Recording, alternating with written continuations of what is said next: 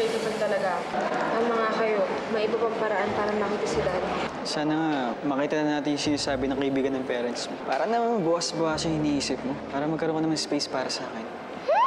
Wait, si ate, kasama daw niya si Tita Josephine? Ibig sabihin po ba makakasama na natin si Daddy? Hindi ko alam, Faye, pero sana nga. Sana. Bakit mo ba ako sinusundan?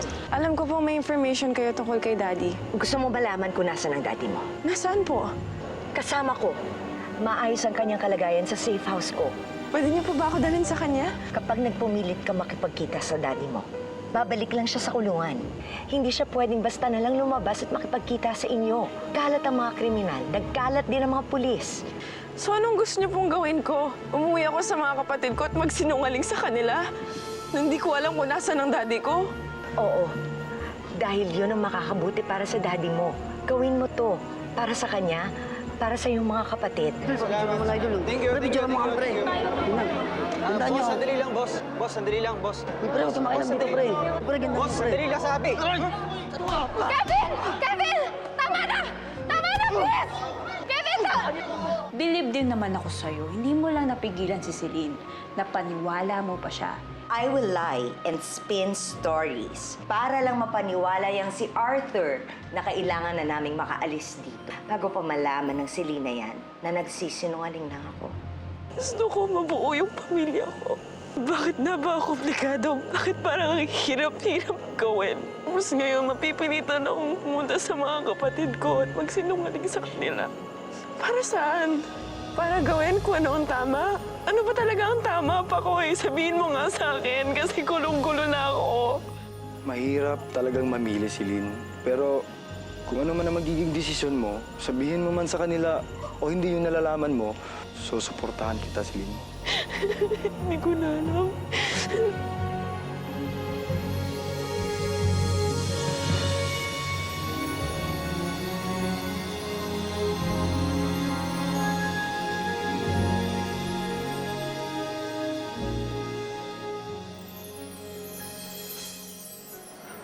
Pinatulan mo pa kasi. Eh, ang dami pala nila. Alam mo, kahit isang batalyon pa yan, hindi ako papayag na mabastos ka. Sabi ko nga sa'yo, di ba, lahat ng tao nakakagawa ng baliwan kapag na-threaten yung mahal nila. Baliw. Baliw sa'yo. Ay, nako. Nag-black ayan ka na nga o nakuha ko manligaw. Sakit nga eh. Pero Kevin, salamat talaga. I really appreciate it. Hindi ko alam kung anong mangyayari sa akin kapag wala. So, ibig sabihin ba, pisado na ako? Bilang bodyguard. Pero bilang boyfriend, di pa ako pwede nun. Ate, text sa akin si Ate Selena. Sabi niya, may daw siyang balita kay Daddy. Yan, kailangan natin umuwi, tapos doon niya daw sasabihin sa bahay. Ate, sigurado ako kasama na niya si Daddy. Tingnan mo, papakita ko to sa kanya. Kasama si Mommy, oh. Pero angel na siya. Sinama rin kita, Kuya Kevin. Kaya may keypad mask ka kasi superhero ka. Thank you, Faye. Ano ba to? Mask ba yan? Zach, ayan eh. Ano? Grabe. Ano ba? Hindi nga. Oo nga. So, ano, hatid ko na kayo, okay na? Okay na? Tara, dito tayo ng Knight in Shining Armor. Dito tayo, ate. Wow! Diba dito tayo? Malaking sakripisyo itong gagawin mo si Lynn. Kahit ano man ang mangyari, bilib ako sa'yo. Sana nga tama tong ginagawa ko eh. Sana maging maayos lahat kahit gawin ko to.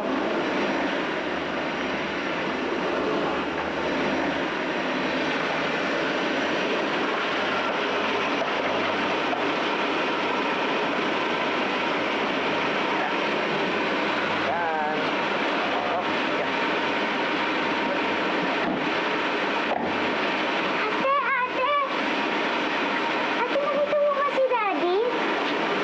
May ginawa ako sa kanya, oh. Welcome back to the family, Daddy. Pero nasa po si Daddy? Ano ate, tama ba yung hinala mo? Tinatawag Tita Josephine si Daddy? Ate, okay ka lang ba? Ano yung news tungkol kay Daddy? Kapag nagpumilit ka makipagkita sa daddy mo, babalik lang siya sa kulungan. Kung ako sa'yo, umuwi ka na lang. At sabihin mo sa mga kapatid mo, magpanggap ka na hindi mo alam kung nasaan ang daddy mo. Hindi na makakabuti kung ayaw mo siyang makulong ulit.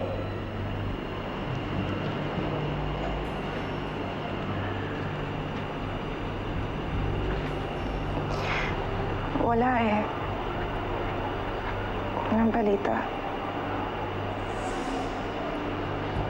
Nawawala pa rin si Daddy. Wala siya kay na Tita Josephine.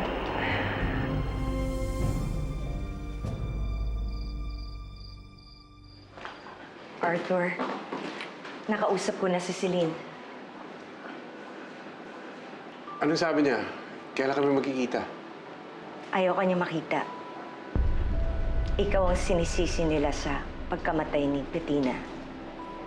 Sa lahat ng nangyayari sa kanila. Hindi totoo yan. Hindi yan ang sasabihin ni Selena. Yun ang totoo, Arthur. Hindi. Yun ang sabi ni Celine. Para sa kanila, patay ka na. Nagkamali ako.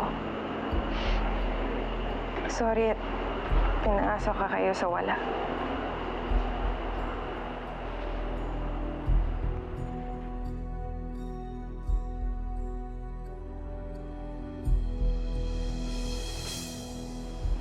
Kinalimutan ka na nila. Sorry, Arthur. Hindi, Josephine. Hindi.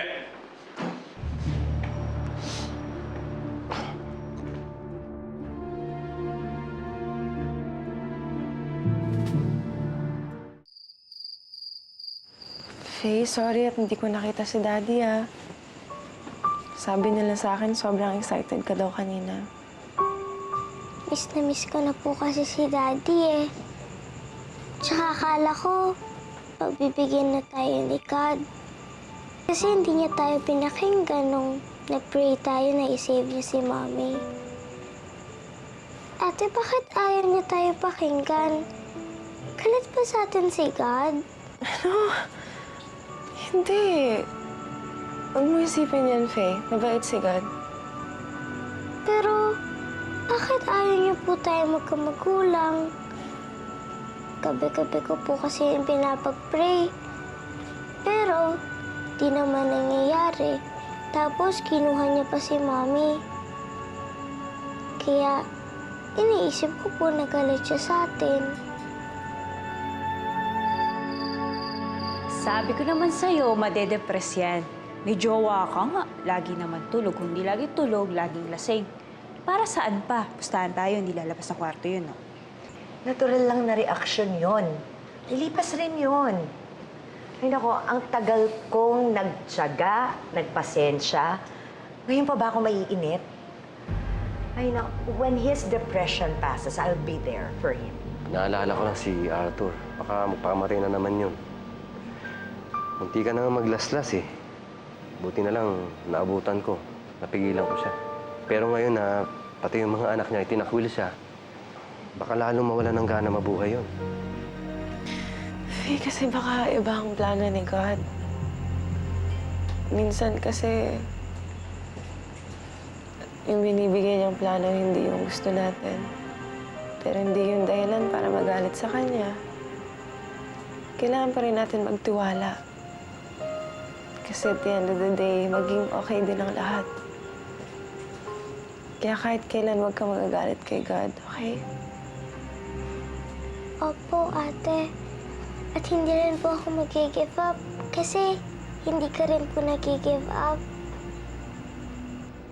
Kaya kailangan kong tulong mo, Bagyo. Nakikinig kasi sa'yo si Arthur. Kumbinsihin mo siya, lumayo dito.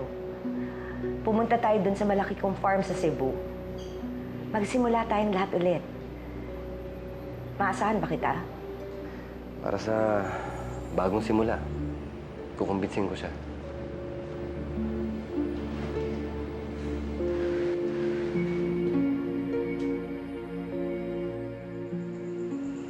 Ate, pakitago po nito para pag dumating na yung plan ni God na may happy ending.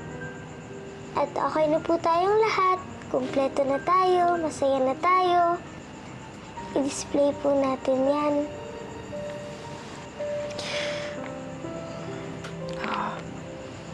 Someday. Sige, matulog ka na.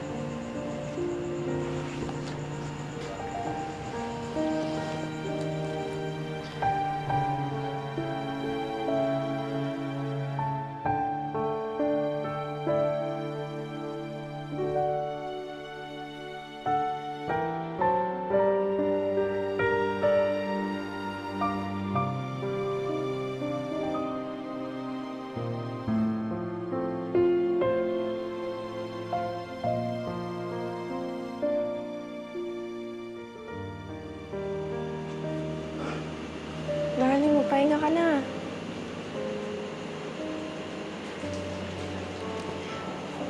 Sabi ni Edwin, dinumog ka daw sa mall kanina. Sorry, wala ako dun para tulungan ka. Okay lang, ate. May tumulong din naman sa akin kanina eh. And besides, ang mas mahalaga yung makita mo si Daddy. Gawin na lang natin yung unang plano. Yung i-announce sa press na hinanap natin siya. Wag na lang. Di ba sabi ni Miss Tutsi na may kontrata nang nakaseta para sa'yo sa isang record company? Doon ka na lang mag-focus. Ako na lang maghahanap kay Daddy. Tuparin mo na lang ang mga pangarap mo.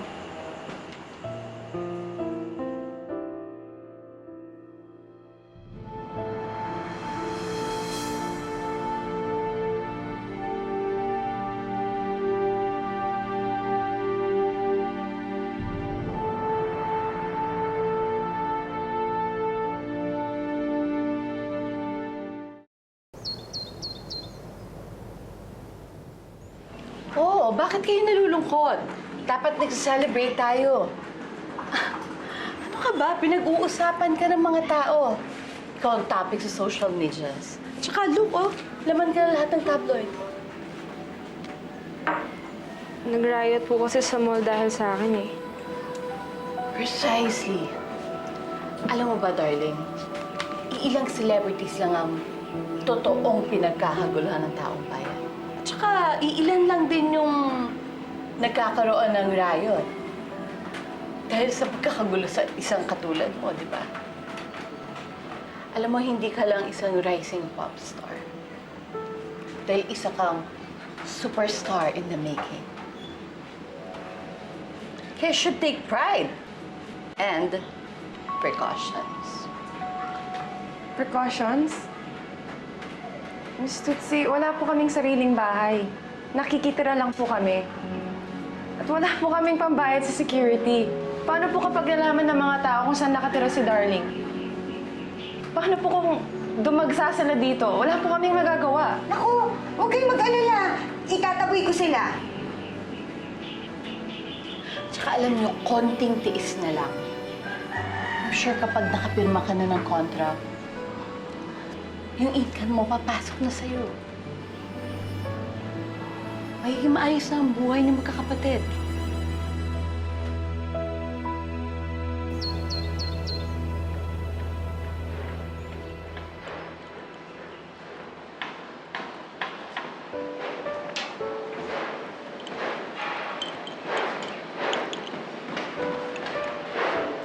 Kosa. Ano ba naman yung trip ko? Puro ka na lang inom. Baka gusto mo mag-boxing naman para mapainit ang katawan. Exercise.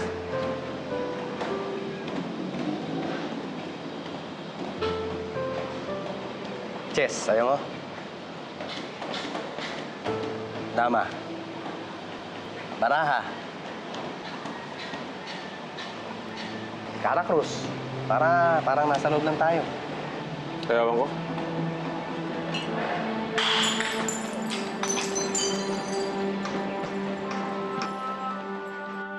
Darling, okay ka lang?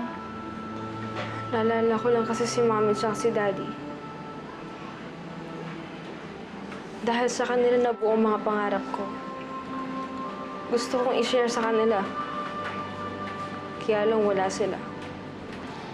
Darling, I'm sure your mom's looking down on you from heaven.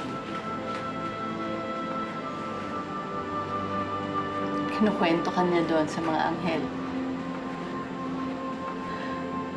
Pero your dad,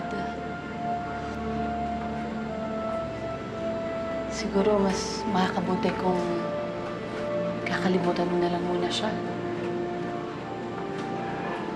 Kasi feeling ko hindi siya makakatulong sa'yo eh. Alam mo, ang hirap isipin kung anong gagawin kung wala ka ng dahilan para kumilos. Lahat ng ginawa ko para sa mga anak ko. Para sa anak ko, kaya ako nagsimula ng negosyo.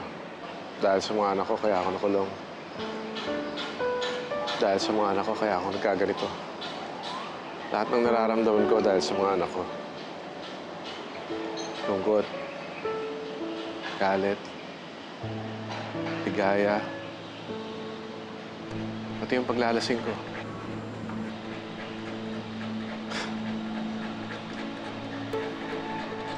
Ngayon, tinakwil nila ako. Hindi ko na alam kung anong gagawin ko. Isipin mo na lang muna ang future mo. Future ng magkakapatid. Ha? Sa isang araw, you're going to get made up. Bibihis ka ng maganda. Pati mga kapatid mo. Focus ka na lang muna dun sa pag-angat mo.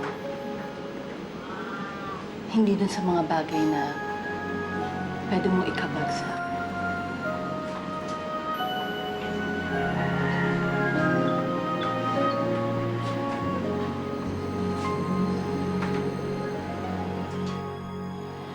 Naintindihan kita eh. Tama ka. Katapusan na ng mga anak mo. Pero hindi ibig sabihin nun, katapusan mo na rin. Pwede ka naman magsimula ulit eh. Si Josephine nga pala, meron siyang planong ipuslit tayo papuntang Cebu. Pare, pagkakataon na natin to. Para makapagbagong buhay. Sige, papayag ako. Wala na akong rason para tumanggi pa. Tama ba narinig ko? Sasama ka na? Tinakwil na ako ng pamilya ko, Josephine. Wala na akong rason para magstay pa dito.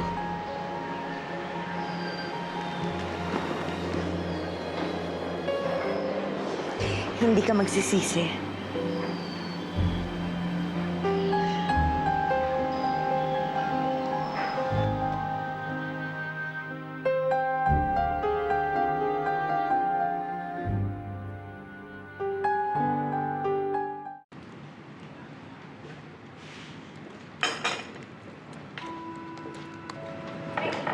Hi.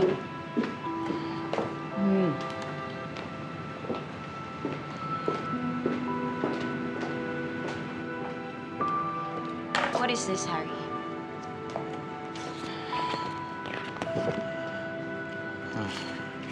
Studies ng spread na feature ko magazine for Darling. Why? I know. But why? Car magazine tayo. Ang kailangan natin sexy models, hindi singers. She's all over the news.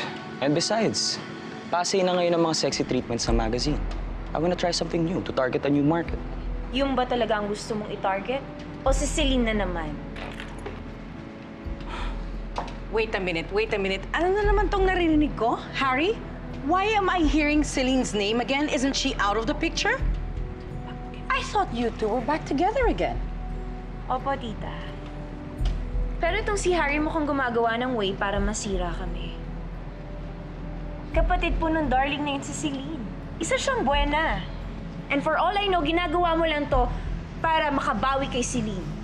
Wait, that Darling is a buena? Why are we featuring her? We should be destroying her. Buti naman hindi na namamagay ang mata mo.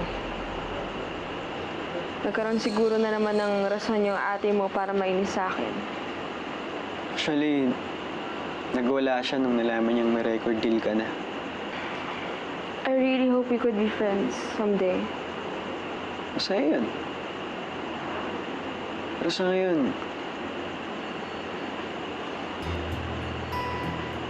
masaya na akong tatanggapin mo ito.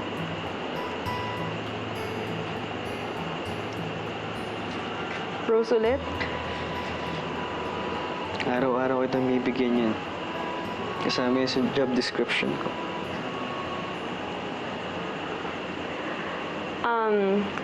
Walang job opening sa pagiging boyfriend. Alam ko yan. Pero bodyguard mo ako, di ba? Isa pa, isa sa mga trabaho na pangitiin ka.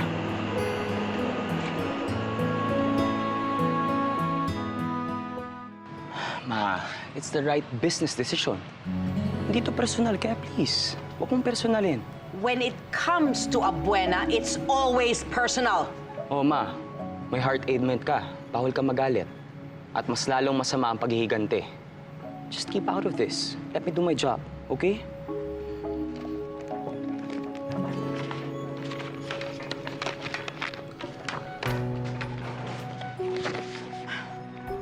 Harry! Well, may tungkulin din naman ako sa asawa kong nagpakamatay dahil sa mga buwenang yan. Sa mamahagilap yung darling buwena na yan, I also have a job to do.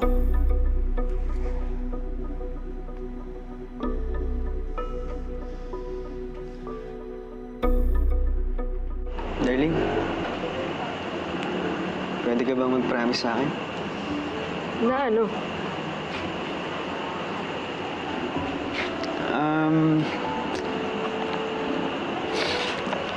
Na hindi ka magbabago. Kapag star ka na, kapag may recordings ka na, commercials, big concerts, hindi mo makakalimutan. Friends pa rin tayo. Saka, promise mo lang sa akin na kahit na anong taas mo, mapapabot ka pa rin sa akin minsan.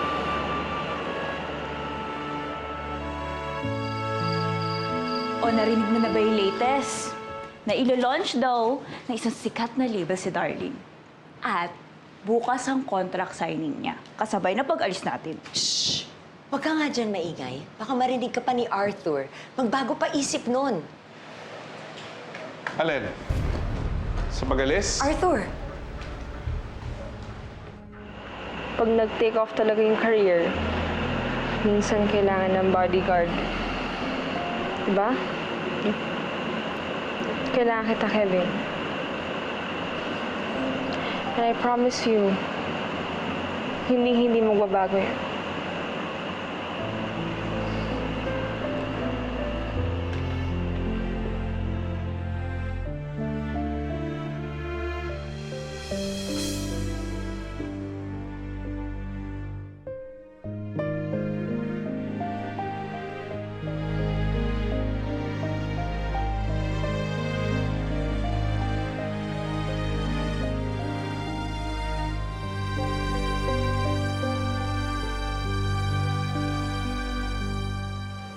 Josephine, narinig ko na yun. Kagabi pa sa news. Sa totoo lang, gusto ko pumunta. Gusto ko ipagsigawan sa mundo na proud ako sa kanya. Pero alam mo, na-realize ko hindi naman ito makakabuti. Makakasama lang, lalo lang niya ako ikahihiya. Tuloy pa rin tayo, Josephine. Basta bukas ng gabi, handa na ang lahat. Tuloy tayo sa ating pag-alis. Kakalimutan na natin ang lahat dito, iiwan na natin ang lahat. At kakalimutan mo na rin ang mga anak mo na nagtakwil sa'yo.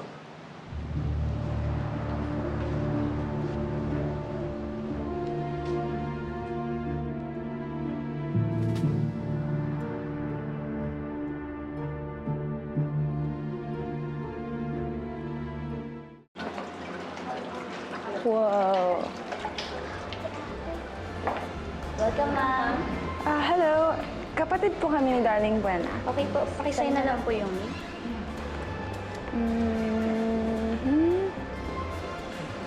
Okay po, thank you po. Thank you. Wow! Look at the three of you. Ang gaganda at ang popogi, ha? Nako, your sister's inside setting up na, ha? Okay. Oh, yan na. It's a big day for your sister. A very big day. Oh, sige. You take hors d'oeuvres muna, ha? Sige po. Kausapin ko muna yung mga press. Thank you. Orders daw muna. Ano? Sarap nung ganito. Nakakain tayo ng maayos. Sarap ng pagkain, oh. Ang ganda ng damit natin, di ba? Ang dati lang. Edwin, binihisan lang tayo pero hindi pa tayo mayaman. Sabihin mo na lang, masaya na sama-sama tayo. Diba? Ang dami ng masama nangyari sa atin pero may mga magaganda din. Ate? Pwede ba tayo mag-picture kay Ate Darling later? Apat tayo, sama-sama. Kasi parang ang saya mag-picture sa artista eh. Pwede naman. Eh, di ba artista na nga si Ate Darling? Kaso baka nakakahiya. Wala, Faye. Hindi ka dapat maiya. Dapat nga maging proud tayo kasi kapatid natin si Darling. Diba? Ate mo, nagsa-start na, dami pumapasok. Oo nga, no? Sige, una na kayo sa loob. Hintayin ko kung nandiyan na si Pakoy. Aha.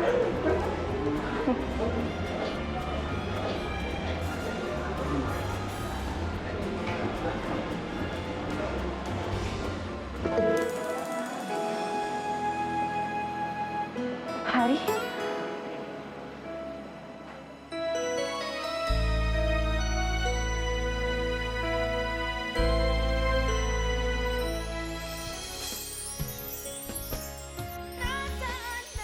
Are you ready for a new life, Iha? Pakilala ko nga pala sa'yo ang superstar ng GV2 Records, Zach Michael. It's so nice to finally meet you. Roses for you.